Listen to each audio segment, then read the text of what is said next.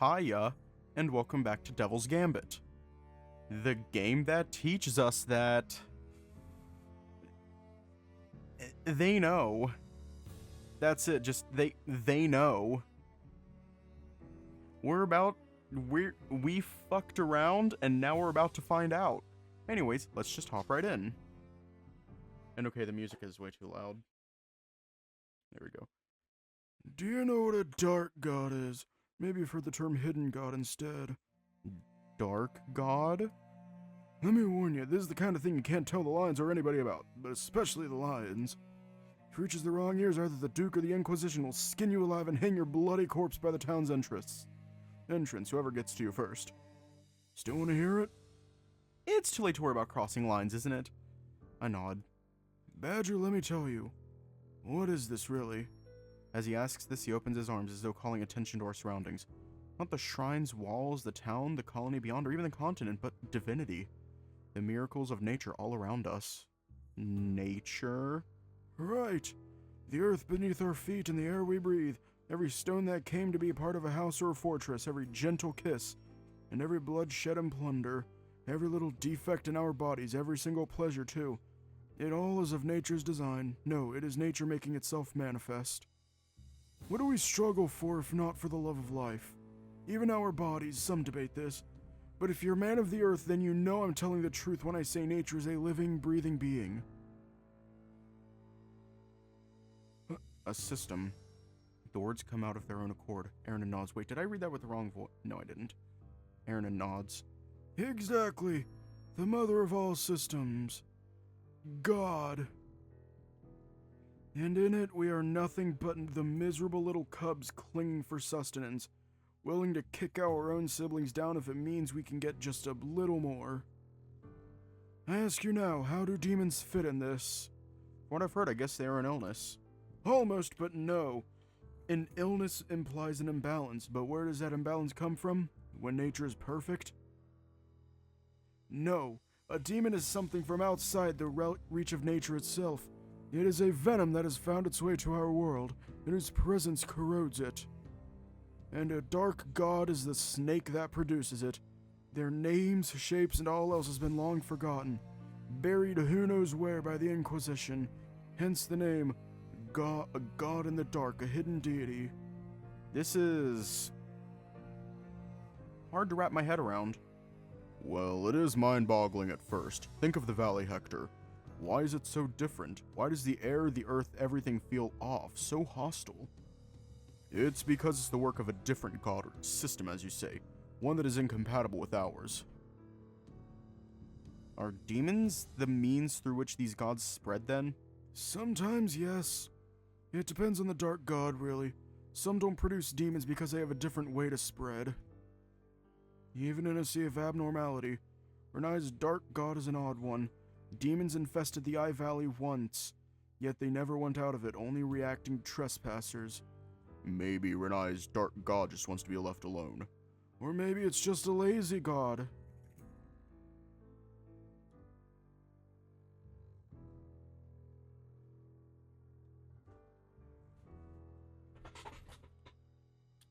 I gotta back up because I'm about to get loud. Or maybe the dark god wants a badger's asshole. That is it? Or maybe it's just a lazy god. The old man cackles as he takes another gulp of water. I'm rubbing my chin, mulling over their words. If I understand this right, this dark god you speak about is still in the valley?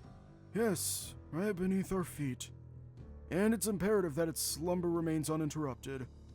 The valley, its opulent bed, must not be disturbed. The Duke's so-called expeditions endanger us all. Is Manuel aware? What about the Inquisition? They must know. Of course they know! How could they not with all the legends? The Inquisition thinks the Dark God has faded away along with the demons. But they're nothing more than blood knights. Take away their pristine armor and all that's left is filth and shit. Dregs of men. All they can do is mince demons into pieces. They couldn't detect a dark god if it stuck a tendril up their asses. Well, I mean... Aren't we about to experience that? Aren't we about to experience that? I mean... What is that? I'm Googling that. Hang on. I gotta learn this. Oh shit. How did I forget that? It's where you throw someone out of a window. It's where you throw someone out of a window.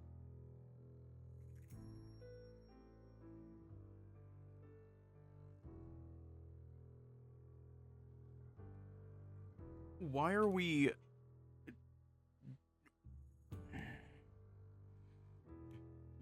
You can't be fired if your boss isn't present? I don't know. And Manuel is mad. He doesn't care if his ambition puts him and everyone else in peril. If he found his coveted evidence that a demon's sabotaging his expedition, the situation would become more dire. We'd be looking at an army marching into the Eye Valley, disturbing it further. You taught me an invaluable secret tonight, Badger. An antidote to Dusk Viper venom, even if imperfect, is no small thing. Yet this secret is greater still. I speak of it only because my son has placed his utmost trust in you.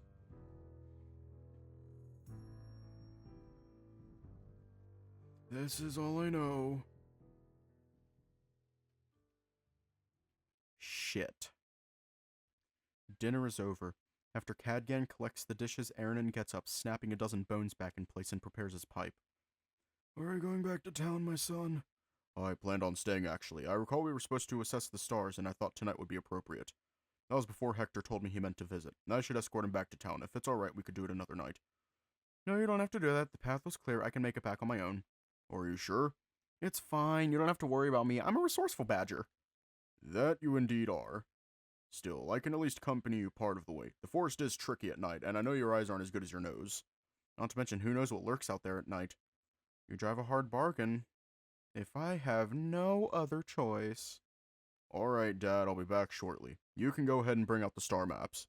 Yes, take care on the way back, Hector. Don't get kidnapped, eh? Likewise, it can't be safe living alone here. What do you know? It's not so bad. Outside, I glance at the shrine one last time. I can hear Aranon closing the windows. It all looks like a cold and lonely place. As I turn to look ahead, I catch just a foot from me the two wolf statues. From this angle, I see there is a third one beside them. It's a badger, and one carved in a far rougher style. He's smaller too, about half as tall as the wolves, and plump. He's stretching out his arms, waiting for a hug that never came. But Cadgan continues onward. I follow closely behind as to not trip on anything. A part of me wants to ask about the statues, but another is afraid of the answer. Settle on the easier questions. Cadgan? Yes, Hector? Why does Aranon live there? I mean, at his age, it's concerning for him to live alone, so far away from everybody. And I can't imagine that the shrine is very homely during winter. It was very cozy when it was the two of us, but yes, I imagine it's much rougher now. Cadgan slows down enough to walk by my side. Remember him complaining about people visiting him over trivialities? They do it on purpose, to check on him. Well, I'll need to look into that angry man he said visited him. I'd like that not to repeat. Have you tried convincing him to move to town? I have, but it was useless. There's just so much bitterness. I'd seen it as soon as Aranon began talking about the townspeople. Whether they worry for him or not, the old priest wants as little to do with them. It's enough hatred for two people. I hope I'm not being nosy, but something did happen between Aranon and the town. Under the faint moonlight, I catch a glimpse of Cadgan's ears flickering and his lips parting, forming words that never come out. Leopold, banished him to the forest a decade ago. It was because he tried to rescue me when he took me to his mansion. Oh. Of course, he was only one man. It would not end well, but he tried. And I think that to this day, he's still angry that nobody else tried with him. The wolf shakes his head. Knowing him, he must be asking himself, why are they trying to help him now, when they couldn't do the same for me? Cadgan, what about you? He does not answer immediately. I cannot see his eyes or his face, but I count 3, 4, 5 steps before his lips part. It's time to drink water. It's time to drink water. I've made peace with what happened. Besides, it wasn't as bad once you entered the picture. It's time to drink I water. smile weakly at that second part, if only the first part wasn't so hard to accept. Does Aaron feel the same way under that hateful visage? If so, I can't blame him. Aaron still hasn't let go. He could return now that Leopoldina is gone, but he doesn't want to. It's a difficult situation. He told me he was your midwife. And much more. He worked with my parents back at the big shrine back in town and taught me a few things. So that's why he took you as an apprentice. Never noticed you descended from a line of priests. The wolf looks at the palm of his hand. It's a shame it didn't work out. I just didn't have the talent to use magic the way he or my parents did. I can't do more than basic sigils. That and the priest's duties shrunk when Leopoldina began selling his earth helpers. He figured it'd be best for me to learn to find something else to do with my life. I remember Oblon's shamans objecting to buying the earth helpers, saying they didn't trust them with protecting the crops. I think they just didn't want to be replaced, but we didn't have a choice. It feels like those things just made everything worse. But everybody's using them, so it's hard to make a living out of agriculture without them. And replacing the copper parts costs a fortune in the long run. Wait, what? Wrong fucking voice! And replacing the copper parts costs a fortune in the long run. God, yes. Then from behind the trees, the lights of Rannai appear. Keep walking, but Cadgan's footsteps go silent. Turn back, the wolf is still looking down at his hands, his fingers move in rough, sudden jerks. Takes me a second to understand. He's trying to touch his fingers with his thumbs and failing horribly. Is everything alright? He looks up from his fingers, his eyes shine, reflecting all of Rannai's fire back at me. There's a dream I have every once in a while. One where Mom and Dad never went away and I was never taken to the mansion. Aaron is there too. I live in the town shrine. He's teaching me the old ways. I know how to use magic. My hands work. I blink. How did the topic change so quickly? But I can't help but follow along. Really? And what else? And you're there. You look a bit different. You're taller, but I know it's you. No matter how the details change between dreams, I can always tell it's you. Sometimes we've known each other for years, and you have that exact belt buckle.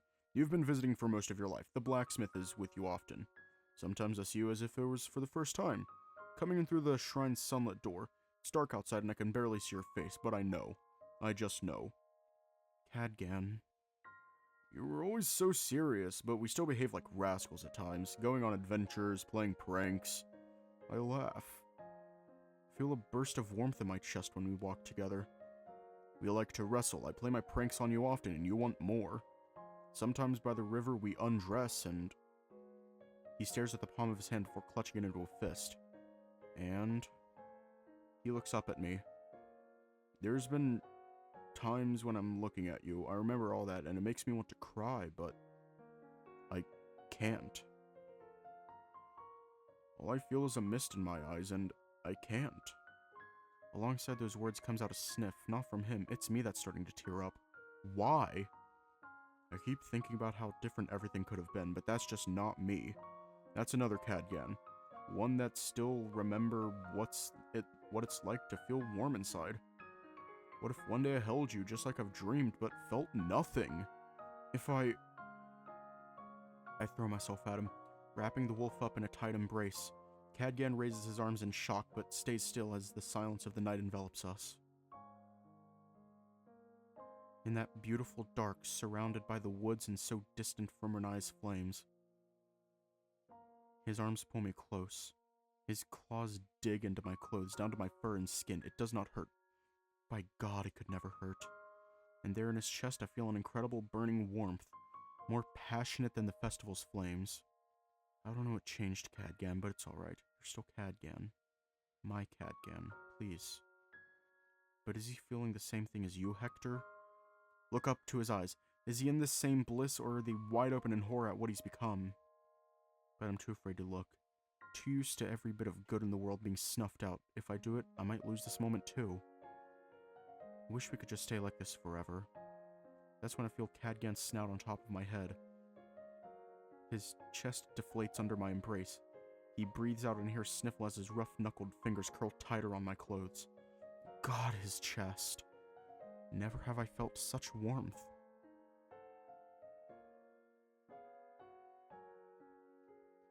But it cannot last forever. No matter how much I pray and beg God, his fingers let go of me. His arms lower and so must mine. We disentangle, take a step back, and it's as if that moment of magic lives on only in memory. In all that darkness, I can't see his face anymore.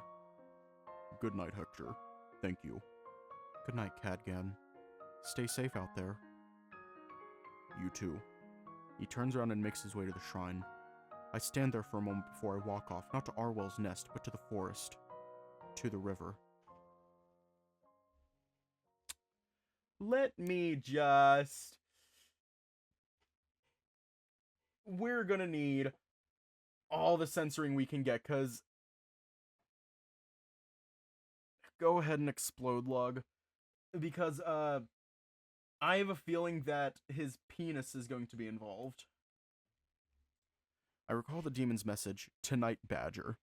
Did I make the right choice just as things are getting better with Cadgan, now the demon? What do I do? Act 2, Chapter 4. Consummation. Pretty sure I pronounced that right. Yeah, I already censored the whole fucking screen and we got eye bleach. Our eyeballs are now bleached. And I got Lucian, my beloved. Actually, I'm gonna add one more of... No, I don't need Tony the Tiger on screen. I don't need Tony the Tiger on screen. Because the Void is lonely and... Well, we need to bleach our eyeball. The Void is lonely and I need to bleach my eyeballs. That's why they're there. Put them on screen. I'm gonna add him on there later. Not right now. I swear to God I'm normal for him. The stars fall and fall, slipping from between the fingers, rejoining the stream below. I hold them in my cupped hands and splash the starry sky all over my face. This river is one of the few things that has changed a little in these 9 years. Back then, the water reached my navel and that's all. It's a familiar, relaxing place. I pick up another handful and throw it under my armpit. I scrub and scrub.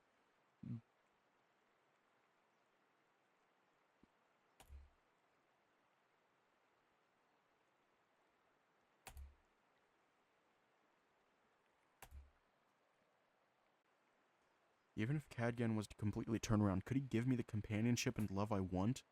He himself doesn't seem sure about it. If only I could know it for certain. The choice would be so much easier. And Rannai, he's an evil spirit, yes, and he might be manipulating me, but he can give me what I need. He can make all the pain and loneliness go away. I look at my shadow in the water, thinking how selfish this all is. It's true. You're a selfish and self-centered brat playing around with a demonic entity beyond your understanding. You'll burn, Hector. Shut it. Don't get me started again. Cadgan is not some object without emotions and needs of its own. I met his adoptive father. I saw how he lived. More than ever, I should know better than to think of him without compassion. But it is the truth. I'm alone, desperate, and broken. I need someone, anyone. Once upon a time, Cadgan filled this gap in me. Now it's Rannai. That's all. That's all. After a few more minutes, I figure it's enough and I return to the riverbank. First, I look at my clothes on the ground before raising my gaze to the forest. I could dry up using a bush, as usual, but I have another idea. Grab a thin branch and snap it before looking for a grassless spot of dirt. See, the rune Cadgan drew looked like this. I tilt my head, squinting at the rune. Circle part doesn't look too good. I kick some more dirt on top of it before trying again, hurried along by the gentle but unrelenting wind. Not perfect, but it's close enough.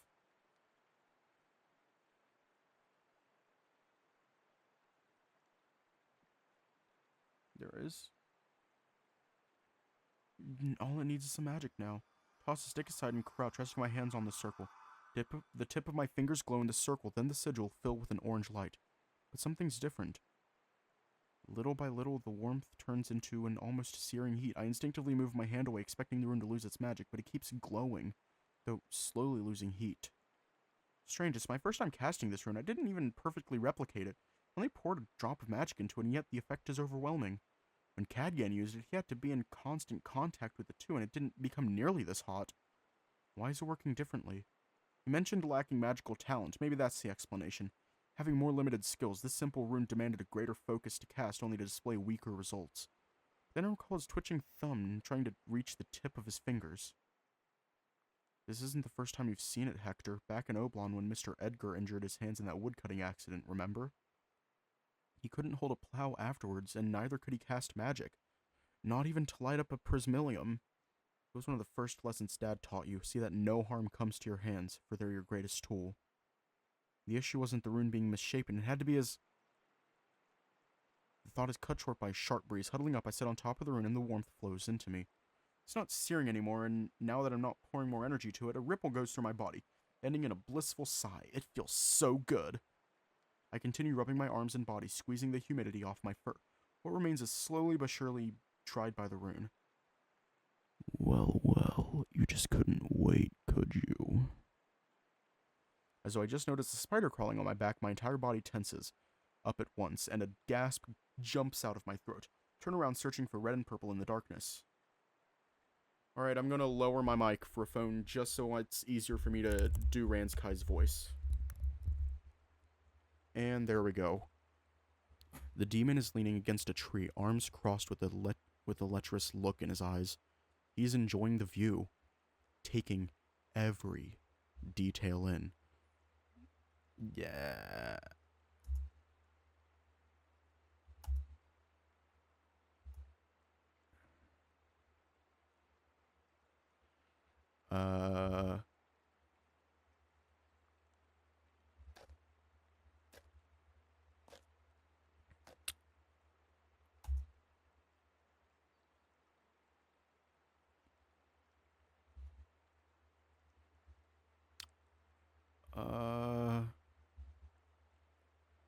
No, this will not do. No, why not? I hope that didn't come out as desperate as I think it did. This is a special occasion, Badger, and we need an adequate site. Lovers embracing by the river and trusting themselves to the other for the first time, with only the moon as witness. Maybe that'd be fitting for most couples, but not for us. He owns me now, and he wants to drive that point home. The demon backs away, and with a playful grin picks up my clothes. Hey! Come along now, Hector. I know just the place. It's down the river. I chase after the demon, doing my best to avoid the occasional pebble on the riverbank. It's almost funny. I'd never have expected my return to Rannai to take such an absurd direction, yet here I am. Running naked in the middle of the woods, the torn-up grass left behind in my wake, the wind between my ears. It's almost enough to make one feel young again. I'm quickly losing sight of Ranskai. Wait! I search for his glow in the dark, but to no avail. My jog slows down to wary steps as I walk up to a large lake, the river's source apparently. And beside the river, dilapidated yet still standing tall as a ruin. It's nothing like the ones I've seen so far. A collection of mounds and towering stones closing inwards, as though grasping for the lake. As I get closer, I see a series of rectangular stones lined up in front of the large structure, as though to complete the circle. Rain has worn their corners and edges down. Some are chipped, a few outright broken. Judging by the height, these are seats.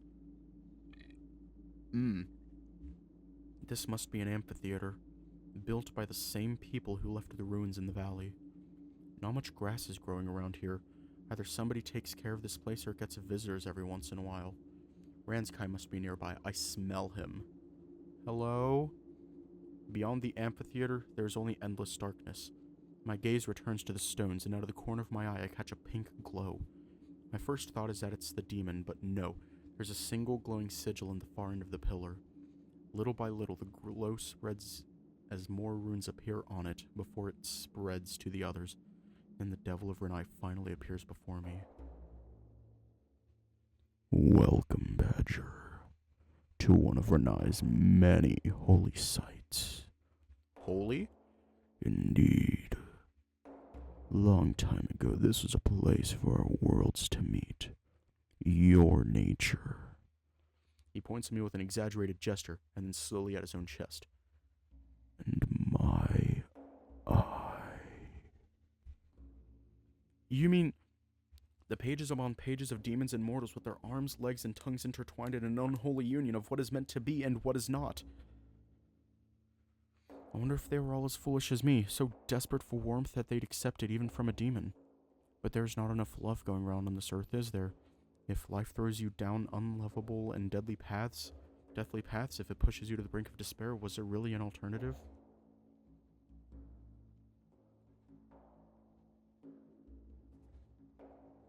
This is the world we live in. The one that took Dad away and kept Cadgan and I apart for 9 years. Curse it and its cruelty. I am a man. I have a heart. It cannot be that I was born only to suffer, grieve, and be a tool for the sake of others.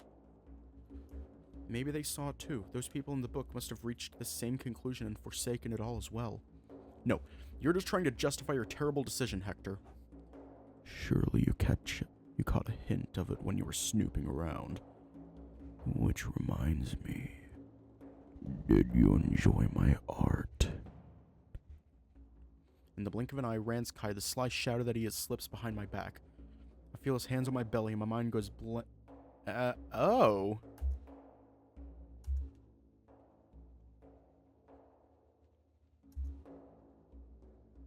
What the fuck?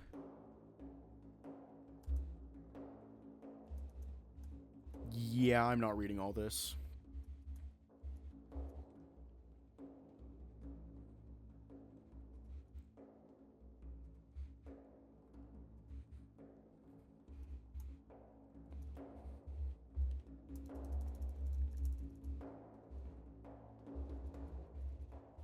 I'm sorry, what the fuck?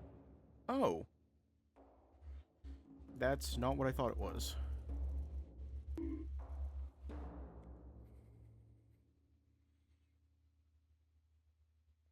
Are you sure you want this, Hector? We can still back out. Think about Cadgan. The deeper you go, the larger the wedge the demon drives between you.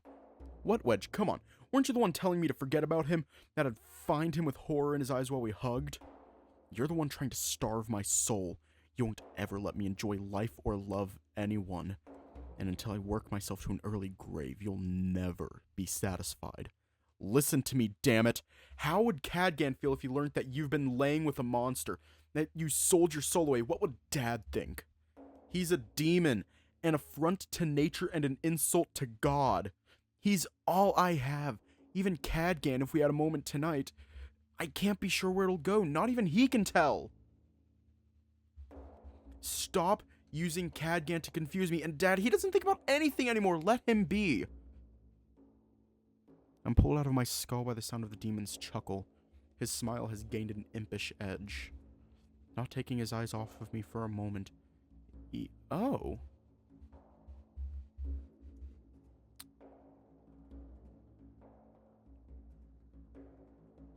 Hold up. I'm curious about something. Alright. I'm only doing one type. I'm not doing both for this.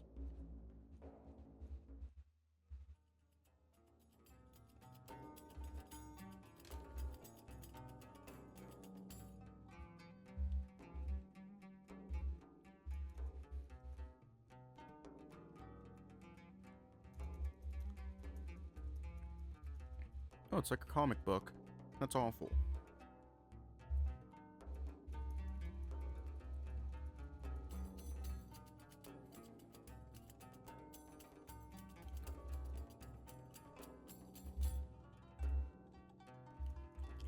Yeah.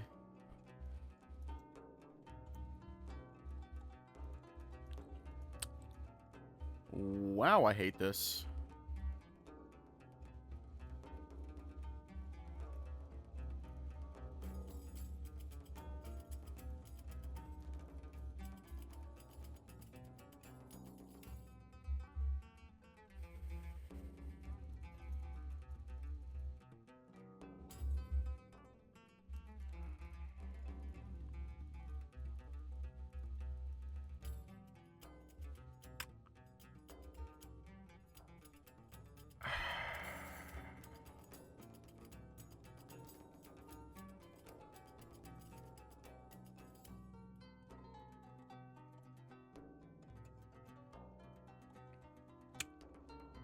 I hate this. I hate this so much. Hang on. Let me make a poll.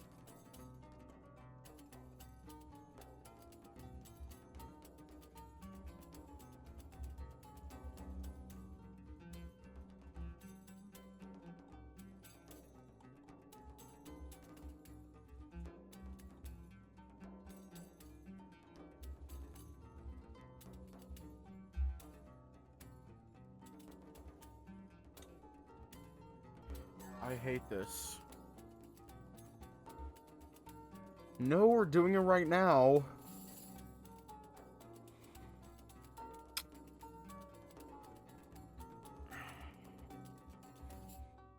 Doing Devil's Gambit right now.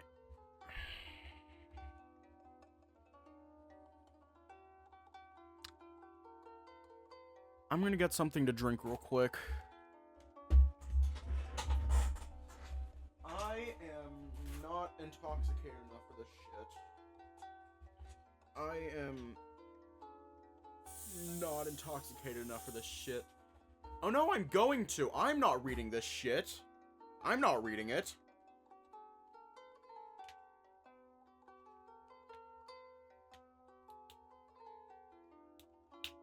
Like, I'm not reading it out loud.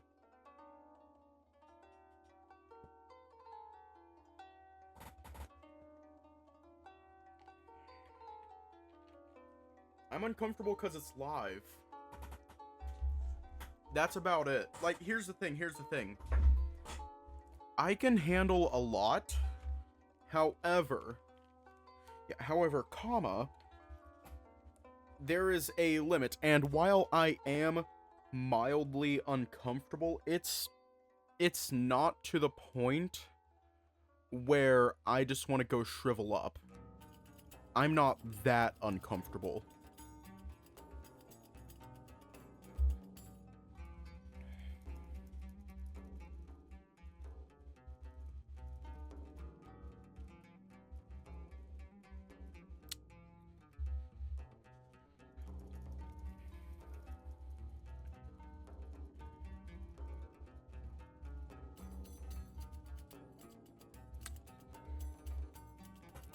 Yep.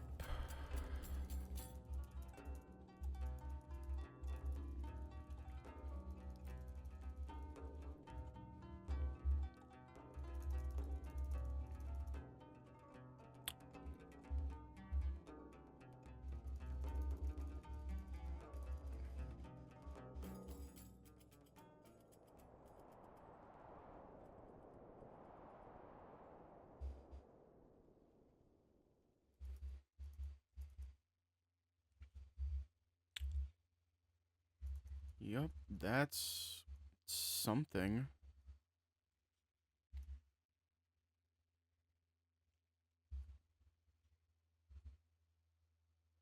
Act 2, Chapter 5. Whispering Heart.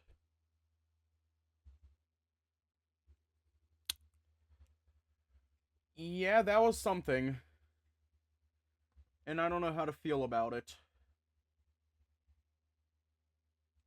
Hang on, let me turn the censoring back on.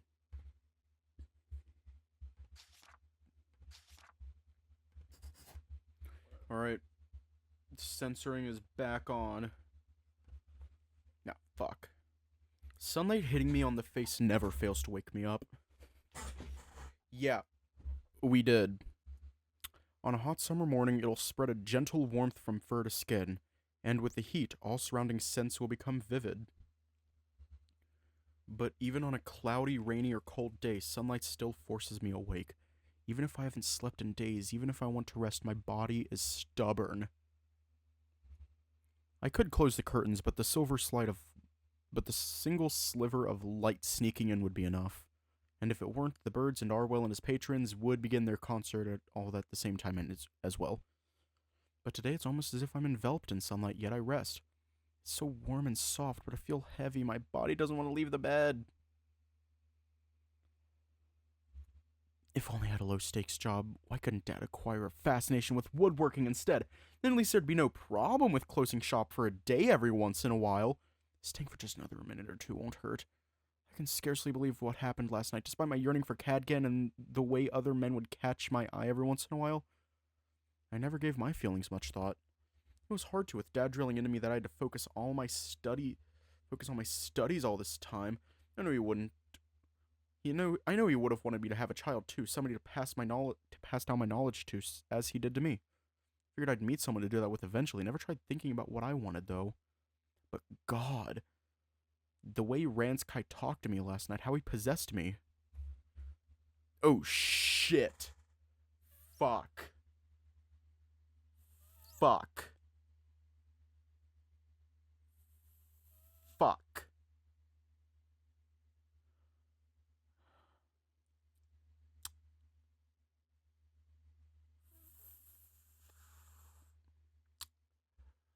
Hang on.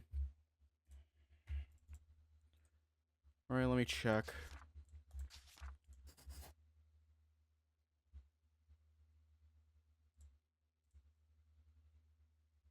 Just thinking about it makes me want to push my face deeper into the pillow, trying to imagine it's his chest instead. I don't know. I think he is, but I don't know. If every moment of my life could be like that from now on, I wouldn't mind.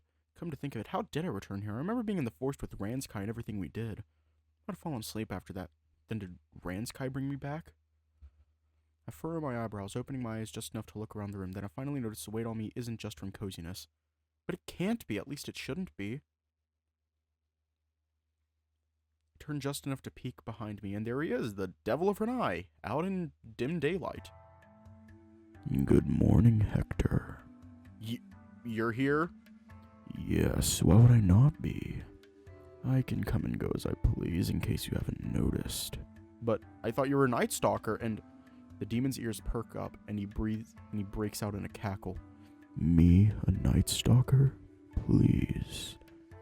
You were reading that silly old book, weren't you? Shay wrote his compendium to scare foolish outsiders with too much ambition and not enough spine. He huffs on the nook of my neck.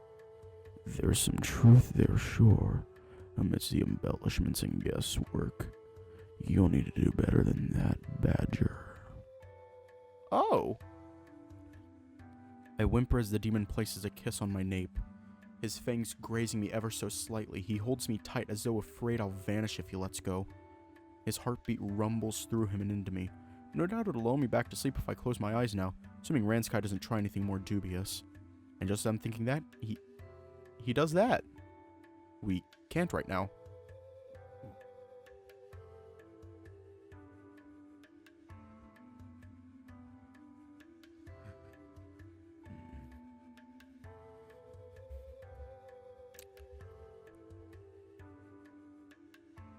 I really want to be his bitch, don't I? There's such a gentleness in his touch. And the way his claws only barely graze my skin, not a scratch, not a tinge of discomfort, and that warmth cradling me from all sides. There is something else there, perhaps it's in me, and what this awakens is in my memories of almost a decade ago. To refuse to let go, to hold on until the last moment, is this what lovers do? A chuckle escapes me. The demon notices. Sorry, it's just... This reminds me of Cadgan a little. Whenever we slept together, he didn't want to part ways in the morning. The demon slowly blinks, lost in his own stupor. That he did. Sometimes he told me for so long that Dad would be awake by the time I returned to our room. I have to lie and tell him I rose earlier and went off for a stroll in the garden. I'm not sure he believed it. What were you up to back then? Me? I was asleep. I wasn't needed anymore after I kicked Leopoldino out of the valley. I see. I knew about your father. He was in the thoughts of many of the townsfolk, still is, but especially back then. You, though, I only learned about last year. Will you go back to sleep once this expedition is over? The demon begins tracing circles on my belly. No. This time I have a deal to fulfill, you see. But don't worry. My full attention will be on you.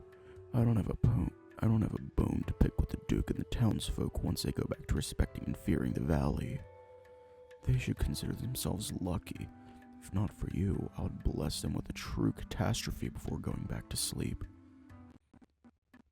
It almost sounds like I'm a sacrifice to appease the local spirit. What a noble way to say you gifted yourself to me.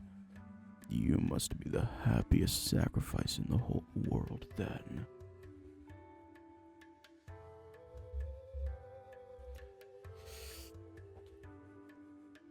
Am I back? Alright, I'm turning wieners off. With a sigh, Rannai shifts and kisses me on the cheek before he gets up. I stare at his back as he throws his arms up in a stretch, his hooves slightly dragging on the floor. So all that about Night Stalkers isn't true? That about controlling your victims and whatnot? Of course not. I, for one, don't need mind control to make you do what I want.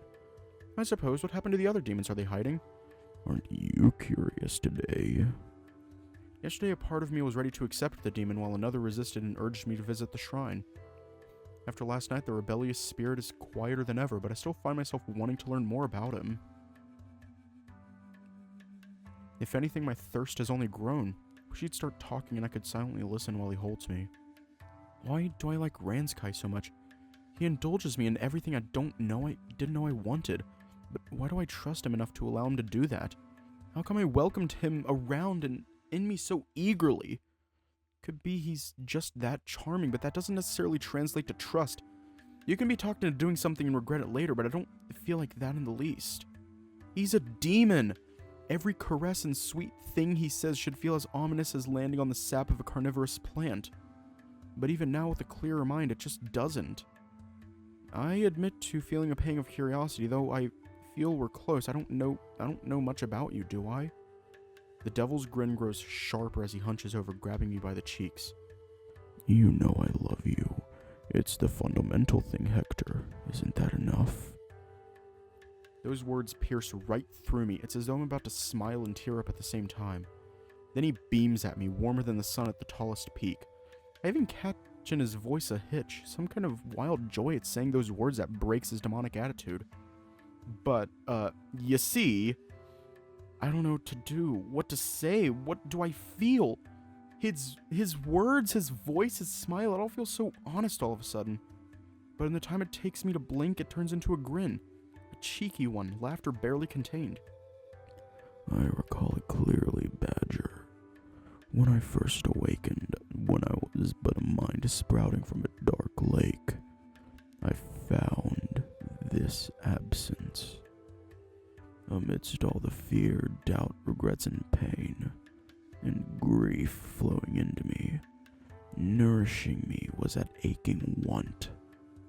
Like all love, it was born from a lack, and it cut through dying wails in the valley's shudders. This fire can make a demon out of the fairest man. And among the screams, that was the first thing I felt, Hector. My very first memory. I've waited it ever since. I've fed on fear, grief, and horror for what feels like an eternity. And by the eye, it felt like my hunger would never be sated. But now the devil of Rannai feeds. What a feast your heart provides, Badger. His voice breaks into laughter just then. He even has to cover his mouth when he hears footsteps passing outside the room. I'm just teasing. He steps back and I look away, feeling my face and ears on fire. If you want to know about me, all you need is to ask. There's no need to dig around in dusty old tomes. Right. Can you at least tell me if that whole story about the Dark God is real? Oh yes, it is very real. I won't mince words, Badger. The valley and all that relates to it ought to be feared, and that includes its dark god. It wishes for its slothful slumber to remain uninterrupted, and defying its will would bring forth dire consequences to all. Oh, if only you could know. Alas, if I told you all the horrible details, you would only tremble so much your spine would sing like a lithophone. Now, any other questions? Are there more of you? I mean, more demons from the Eye Valley, or are you the only one? Not anymore, no. It's just me now. At least I won't have to fight off any rivals trying to get a bite out of your heart. Before I can pick another of the many questions swirling in my mind, a shout coming from downstairs brings me out of it. Taking any longer, I might miss breakfast. The demon, of course, picks up on my urgency. Now I'll leave you be. I might be capable of roaming the day, but the night suits me much better. He raises his hand and prepares to snap his fingers. Wait, before you go. What? I click my tongue. No, but could you hug me? Ranskai blinks, and it's as though everything goes still. Even the faint voices below stop for that instant. Oh, that's cute!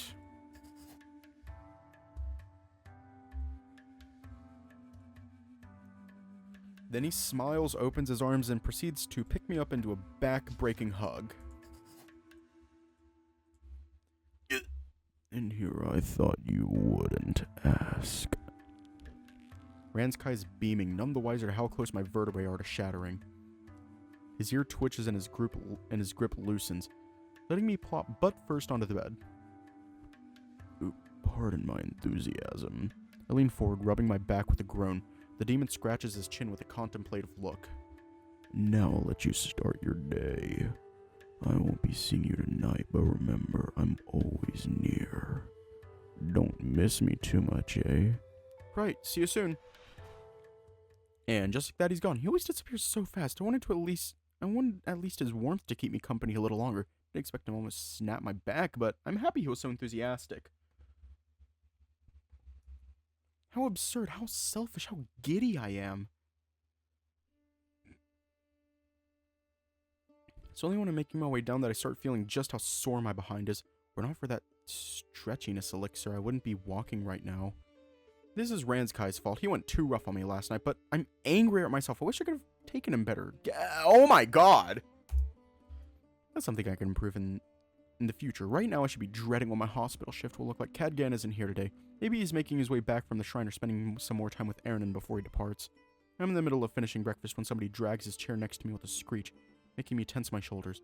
The smell of wheat and dried milk. It has to be her. The wolfess leans over with one arm on the table so that her gazes meet. First, I find her smile playful before I'm drawn to her sharp golden eyes. Hello, Teresa. Good morning, Hectorino. Have you seen Cadgan around? No, he might show up in a few minutes. I have news for him, but since you're here, I guess I can tell you too. Was going to anyway. You know Cadgan's birthday is tomorrow, yes? He mentioned it.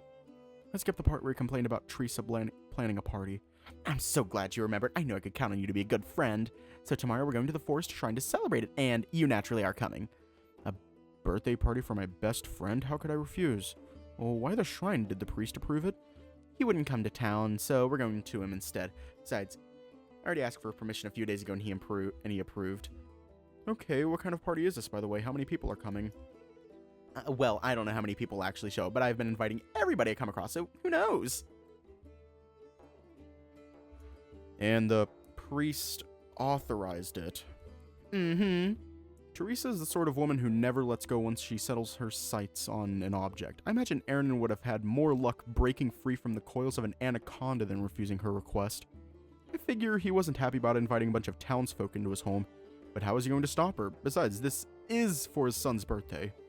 But also, Teresa never hides what she's thinking, and I don't merely mean she isn't afraid of speaking her mind. Even when we were young and she told me all about Rannai's demons killing the Duke's men, her mischief, her desire to see me cry in terror was plain to see. Cadgan was the same, prone to trickery and proud of it. It's a little wonder why I liked talking to Teresa too. Anyway, how are you, Hector? Like you got into a fight with your pillow. Me? I'm great, yes. You know, I came looking for you last night after dinner, but you never showed up. Arwell said you went out. Where were you? My eyes go wide. Well, you see... Yes? I actually met the priest last night. I was at the temple, the one in the forest. Yes. What were you doing there? I went there with Cadgan. We dined together, us three. It was quite late by the time I came back. Teresa tilts her head. You feel the hairs on my nape standing. Is she on to me? God, I know I'm obvious. That's why I'm trying to avoid mentioning anything regarding Ranskai. What gave me away? What do I tell her now? But then she cackles and I force out a nervous laugh of my own. Right. Anyway, do you think Caddy will come around here? Not so fast. What's so funny? Oh, I figured you'd appreciate me being coy. You guys fucked, right? Frozen in place, unable to take another breath or even move a muscle. Last bit of air escapes my mouth alongside every thought occupying my head right in that instant. Somebody raised Karina from the dead because I've identified the 5th layer. It must be whatever just left my body. What comes out of my drooling mouth next can barely be called a word, but it is but the shadow of a memory of a feeling. What do you mean, what? It's Rannai staple. He invites you to dinner with his father, gets his approval, and he drags you into the forest and fucks you against a tree. Tales old as time. Hell, that's how my hubby and I had our first time. No, you... Come on, it's written all over your face. Teresa, merciless, tactless Teresa. How can you be so wrong yet so utterly demolish my consciousness? How much more must you reduce me until you're satisfied? Perhaps she takes pity on me or gets bored and stands up from her seat. Anyway, I'm guessing Cadgan stayed at the shrine, right? Guess I'll try to catch him later. Have a good day, Hector. She waves at me without a care in the world before exiting the tavern. I remain there, petrified for several minutes until a spark of thought goes off in my skull and I remember I'm running late for work. I'm really grateful Teresa isn't here to see me struggle to stand up. I need to ask for a day off. We do enjoy that privilege. We do enjoy that privilege as long as we don't abuse it. Even doctors need to take care of themselves, but I don't think the head doctor will be happy about me doing it on such short notice. It's time to drink water. Other than that, the shift at the hospital isn't as bad as I'd been dreading. There are plenty of chances to sit down when you're looking for them. I can borrow the hospital's equipment to brew an elixir to alleviate the pain. Good part of being the hospital's main herbalist is that people stop asking what you're preparing. The corner the head doctor saved for me is always inhabited by the sound of bubbling potions and the smell of stinging herbs.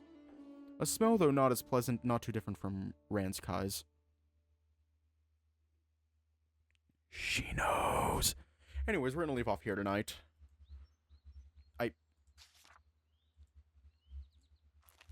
Yeah. I gotta stop.